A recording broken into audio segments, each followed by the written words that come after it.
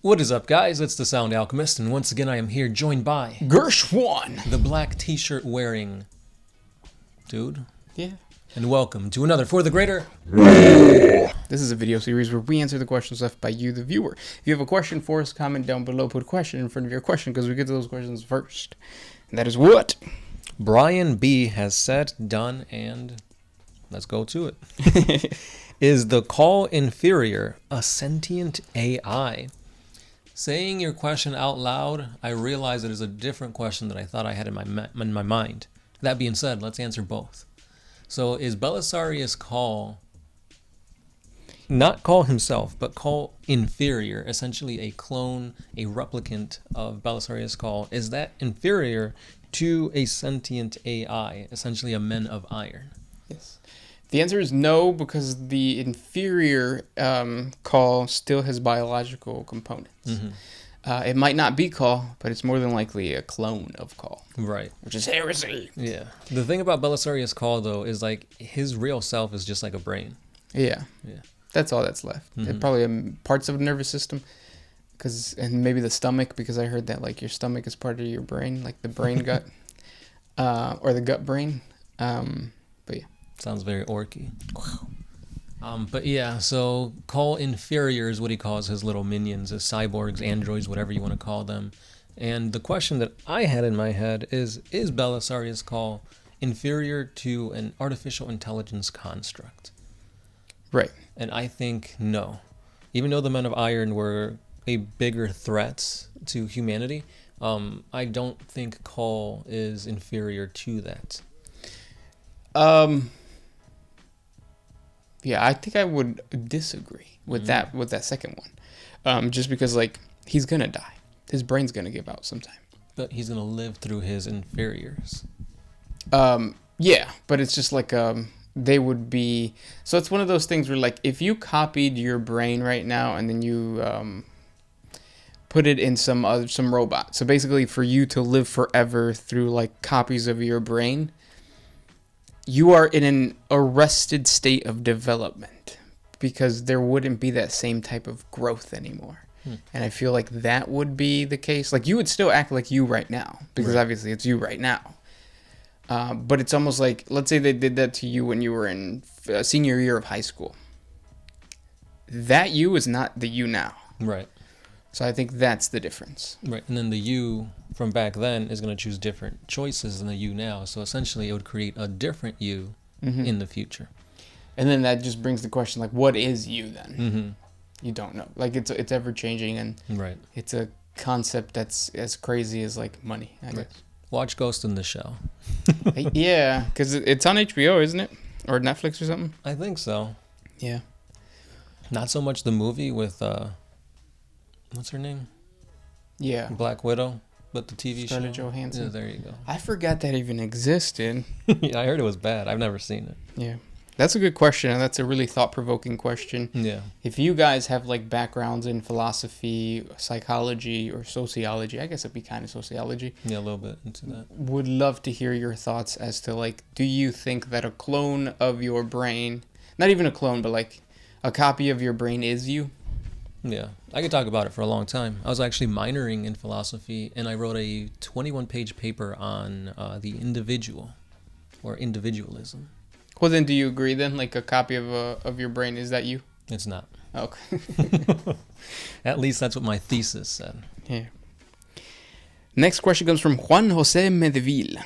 What 40K story have you read that makes you cringe the most? Which is still canon. Cringe, just the word itself makes me cringe. Yeah, I think concepts of cringe are just cringy in themselves. This channel, sometimes when I watch old videos, I cringe. Especially when we would do the giveaways and we would have those little breaks, and then I would be super energetic. It's because I hated my life. Still do. I just cope with it a little bit different now. But the most cringiest story, I'm trying to think. Yeah. It would have to be something with Imperial guards defeating like Xenos or some type of chaos spawn. Yeah, to me, it's just, I feel like it's the fan-made because back in the day we used to do like a lot of fan lore, like you guys would send it to us and we'd make videos on it. Yeah. And like we can tell that like some of them were obviously written a little bit better than others. And it got cringy to the point where like, oh, this is my Primarch and he can beat all of chaos on his own. Like he killed a chaos god or he bested the emperor. And it's like I understand you're creating this and you're trying to make, you know, your faction, your warriors, your own creations, like the biggest, the baddest. And it's normal to do that, but like if you're trying to make it make sense in the world of 40K, there's supposed to be a loss of hope, a grim darkness to it, not some overpowered guy that can just do whatever they want, because that's where the cringe stems from. And by reading a lot of fan lore that was like that, like, oh, this is my, for example, Iron Dragons and my Primarch, the Metal Dragon has bested worlds and can slay entire chapters of Space Marines, it's like, that's cringe. I completely agree, yeah. Whenever you have some, like, over-the-top, like, I'm trying to be the hero, I think that's cringe. Right. Like, 40K is supposed to be grimdark. Like Everybody does. Yeah. With that being said, I guess I could say the most lore, or the most canonized battle or lore would be when Guilliman was fighting Magnus, like on Luna and stuff like that. Because it's like this dude was fighting almost non-stop, and then he goes to fight like the second strongest Psyker. It's like, yes, he was being helped by the Sisters of Silence, which were dampening his powers and whatnot. And he did have the Emperor's sword, but at the same time, it's like, damn, like, it's just Guilliman. Like, he shouldn't be able to, like, cope and fight and be doing this good. It is the glory of the Emperor, because he's so close to Terra, too. Yeah, that too. So the Emperor, I mean, I get it. Like, the Emperor is fueling him. Kind of spoiler alert, but when he's fighting Mortarion, like, the Emperor literally, like, manifests within him, and, like, the Emperor gets, like, Guilliman gets a power boost by that. Yeah. So it's like, yeah, I get it. He's like your son. He's the only loyalist Primarch out there, but like, at least make him lose or show him have some type of like flaw or something to like humanize him. Because right now, when I see Guilliman, I'm just like, Superman. Yeah. Yeah. And then he loses on the tabletop, and you feel bad. Exactly. It's like playing Battlefront when you would play a Jedi, and then he would just kneel. Mm-hmm. Like, I lost. No, I get what you're saying though. I do feel that whole concept, though, of Guilliman getting helped by the Emperor is also another highlight of, like, this is completely off topic, but, like, it's a highlight of the Emperor is still alive. Like, he's still there. Right. Because you know how, like, we get so many quotes of, like, is the Emperor even there? And I've been watching a lot of, like, Wrath to Glory. Oh, yeah, like campaigns and stuff like that. Yeah, like podcasts and stuff like that. And I've noticed that a lot of them always joke around, like, oh, the Emperor is not even a thing. No, he's real. Yeah. He's helping the Imperium. It's just he manifests it differently. Mm-hmm. So. And it's like they take things for granted now, like the Astronomicon. Oh, that won't go away. No, it will, and it has before. Yep. Yeah. And you've seen like what can happen with that. Bad thing. Yes. This next question comes from Damned Legion. Could the Blob beat a Space Marine? I'm thinking Blob from X-Men, but maybe he's referring to like a Blob from like those old like black and white movies. Yeah, I don't know very much about either of the two. Well, the Blob from both are kind of slow moving and very like lethargic. Yeah. The Blob, I believe, from X-Men can eat anything and digest anything, which is essentially the same thing as the Blob, the monster, can do. That's why they're called the Blob. So let's put them in the same category, except one's more smart and more maneuverable, that being the X-Men mutant Blob. No, I don't think either one can win. No, yeah. If you ever watch My 400-Pound Life, they can't really do much. Right. A Space Marine can do everything, and he weighs more than 400 pounds. Yeah, not just that, but like a Space Marine is more tactical. Like there's more at their disposal that they could bring to the battle. Yeah. So yeah, I definitely see the Blob losing this one, either iteration. Yeah. Next question comes from the big one. If you're really poor and can't afford condoms, do you think Dorito bags would be a good substitute? No, dude. Like, even if you take out all the Dorito dust and, like, clean it out, like, it's too, like, I don't know how to put it. Rigid. Yeah, rigid, wrappery, like, no. Yeah. Whenever you are out of, like, condoms, just risk it. No, I'm just kidding. Don't do that. Yeah, find some sheep intestines. Yeah, that's what they used to do back in the olden days. Yeah. The good old days when things were worse than they are now. Is that a thing? Oh, for sure. They have said that like kings and queens back in the Middle Ages lived worse or 10 times worse than what like the most poorest individual lives now. I mean, the poorest individual now is probably on crack or something, but you know what I mean. Yeah, because I heard like even castles were like a horrible cesspool because like the way bathrooms and like sewage and all that, like it wasn't a good place to be. Just rats everywhere. I mean, people live to like, if you were 30, that's a old person. Yep. And so much inbreeding. Mm-hmm. Big teeth. Next question. Oh, this one's by Miguel Perez. Since we know that Celestine has her boy toy, the Sanguinor, does that mean that the Sisters of Battle and the Blood Angels are step-siblings? If you look at it this way, that the Emperor is like the father of the Primarchs are all brothers, and essentially the gene seed stems from all these brothers, so all Space Marines are kind of like cousins. Yeah. So, but that doesn't explain the Sisters of Battle. Well, Saint Celestine would be like empowered by the Emperor, so it's like an adopted daughter who was taught how to play basketball, and now she's like a star. Gotcha. So would it's like that movie. Like Mike? No, the Shazam? other... What's that other one with the football player guy?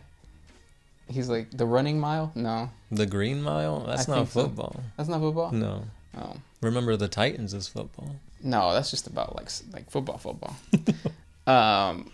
No, but yeah, I don't think the Sisters of Battle or Saint Celestine is anything connected to the Space Marines, regardless of like getting rid of the blood tie. Yeah, because I mean, Sisters of Battle, they don't have a Primarch. They don't get like gene seed implantations. They're just very holy warriors of the ecclesiarchy. Yeah, they're orphan children. Right. Raised and bred. Think of them as like tougher, stronger, faster. Deathcore of Krieg. Yeah. Without the cloning. And they get miracles. Yeah. Next question comes from Cabal of the Bloody Spoon. Does the life gained by Farsight Sword go away if he puts it down? Like, can he just pass it around? I don't think so, because I think that would mean he's dead. Because, like, he's already outlived the standard lifespan of a regular Tau individual. It's like 30 years. Yeah, so let's say he dropped it or something, like, he'd instantly turn to dust. Yeah. So, yeah, no, I think those effects, as long as he's got it on his possession or he's the bearer, like, he's good. Yep. Next question. Oh, this one's by Hunter Hayes. Why has Chaos not made another blade similar to the one that stabbed Horus to turn other powerful figures to their side? Imagine a Ghazghkull supercharged by Khorne and sent to Terra. I don't think they can, because I think if that was a thing, they'd probably do it again. Yeah, there's probably something special with that sword. Because if you remember, it was a relic. Mm-hmm. It was a relic from the... I'm probably mispronouncing it, but like the Davian cult. The Xeno... like species, yeah, so like it was it's something very unique, and then on top of that that's pretty much it. Next question comes from Aria816. Have you guys heard of the tabletop war game called Conflict 47? And if not, it's a lot like 40K in terms of its models, using units like spider tanks, dreadnoughts, half man, half beast super soldiers, electricity firing, Tesla cannon, tanks, and much more. I think you both would like it a lot and should check it out sometime. I think you mentioned this last time. Right. And no, we haven't played it, but I think that's something that we'll probably look into. The problem with these like third party or like these obscure, not even obscure, but just like any other tabletop game other than 40K or something that Games Workshop produces is it's hard to find. Right. And not just that, but if you do find it, it's kind of hard to find others to play. And it's like you got to get your whole gaming group to, go in on something like that. Yeah, and it also like, so what's funny is that I was thinking about how difficult it is for you to learn the rules to a new game. And like Games Workshop does a really good job. Like, yeah, they do a really good job of creating box games that you're more interested in playing with than you are with other games. So like before I used to think like, why would you bring back like Battlefleet Gothic? Why would you like do Kill Team or not Kill Team? Kill Team right? Those smaller skirmish one. Yes. Yeah, why would you do Kill Team if it's just basically a smaller version of Warhammer 40K? Which, by the way, I think it's not like that anymore. But the answer is, like, it's like a person can only hold like 4 or 5 different tabletop games on the top of their head, so, or like in their minds. So like if you create all of these games that are set in the same universe that people love, but they just play differently, they're more than likely going to play those instead of the third party or like the alternatives. Yeah. So Games Workshop does a really good job of like getting you hooked and staying with the IP and everything. But yeah, not just that, but like I feel like I'm just more gravitated towards like those minis and stuff like that. At least that was the case in the past. Nowadays, I'm seeing a lot of third-party stuff that looks really badass. Yeah, but what's funny is like even those third-party stuff is like it's badass for 40K. Like those, is it Creature Cast? Yes, Creature Caster, Kingdom Death. Like there's a bunch of stuff that's like, whoa, like that Demon Prince looks way better than GW's Demon Prince. Yeah, but you still want to play them like, oh yeah, I want this to be the Demon Prince. It's not making me say, oh, I want to play those games. Yeah, yeah. Which is weird. So it's funny. But those were the questions for today. If you guys have more questions for us, please comment down below. Thank you guys so much for watching, and we'll talk tomorrow. This has been the Sound Alchemist, Gersh1, and we are out. Oh,